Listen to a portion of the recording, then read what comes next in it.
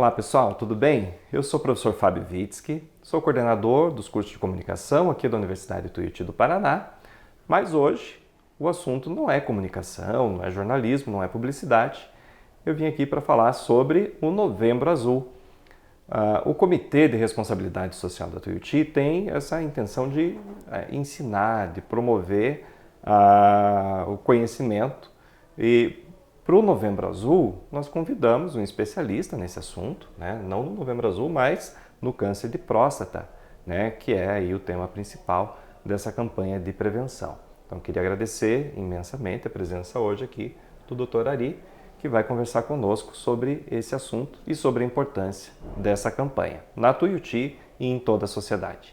Então, primeiro, agradecer a Tuiuti pelo convite. Para mim é um prazer estar aqui com vocês e falando um pouquinho sobre Novembro Azul, principalmente câncer de próstata. Então, meu nome é Ari Adami Júnior, eu sou médico urologista, atuo aqui em Curitiba, né, tenho foco de atuação voltado justamente para o tratamento dos tumores urológicos, né, e aí onde o câncer de próstata acaba sendo nosso principal foco, justamente por ser um câncer bastante prevalente, bastante frequente, né? Uhum.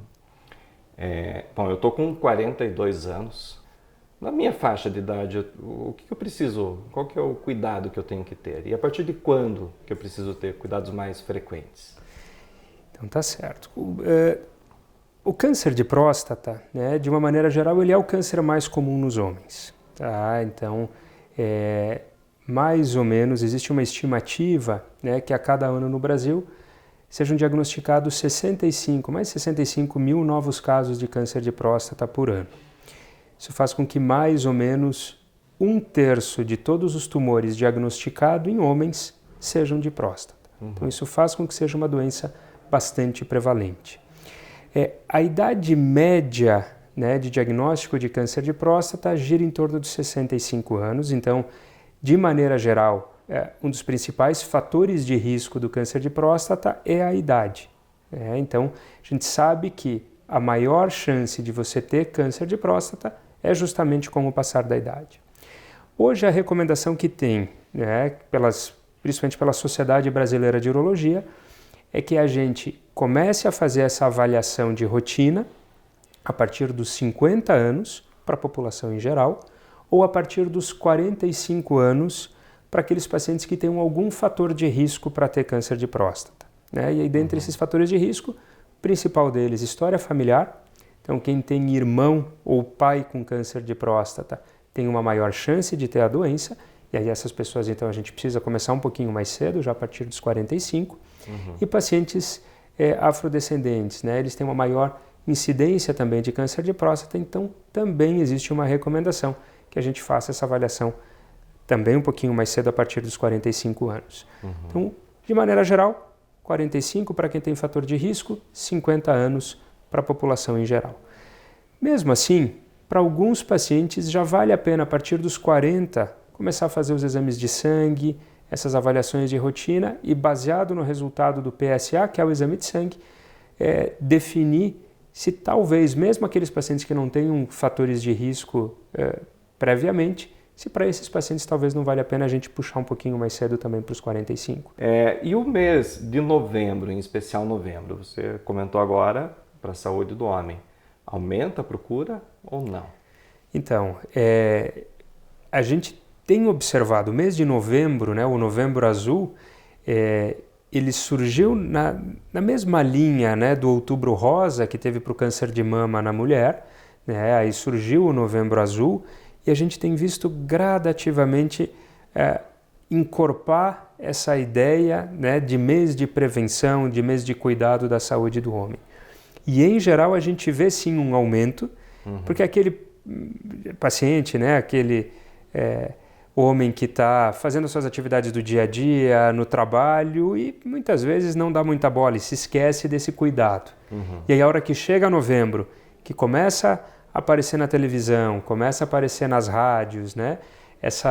Esse lembrete, digamos assim, para o homem se cuidar. Então a gente começa a ver mais gente procurando urologista justamente para fazer os seus exames de rotina que tinham ficado esquecidos. Qual é o sintoma, né? Ou qual é a dor, o desconforto que leva o homem até o seu Então, consultório? isso é muito importante porque, assim, câncer de próstata, né, de novo, é uma doença muito frequente, né, e, em geral, o câncer de próstata ele não dá sintoma nenhum numa fase inicial.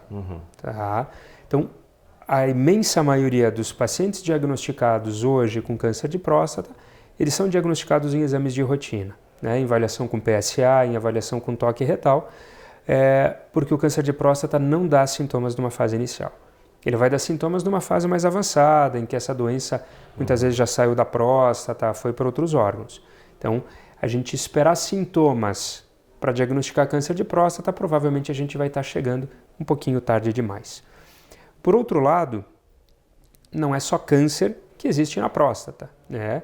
A doença mais comum que a gente vê na próstata é o crescimento benigno da próstata, chamada hiperplasia prostática benigna, que é um crescimento normal da próstata que vai acontecendo com o passar da idade e que aí sim, com esse crescimento da próstata, o que existe é uma obstrução, um fechamento da saída do canal da urina.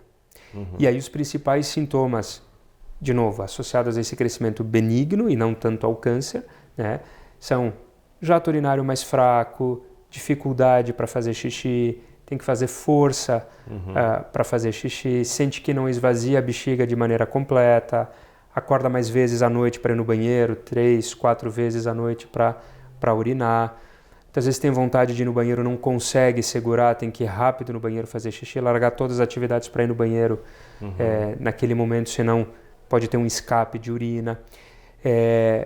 Urinar a prestação, urinar aos pouquinhos, né? Você urina um pouco, para, urina mais um pouco, para. Então, todos esses sintomas de que algo está trancando a saída do canal da urina, esses são sintomas sugestivos de doenças da próstata.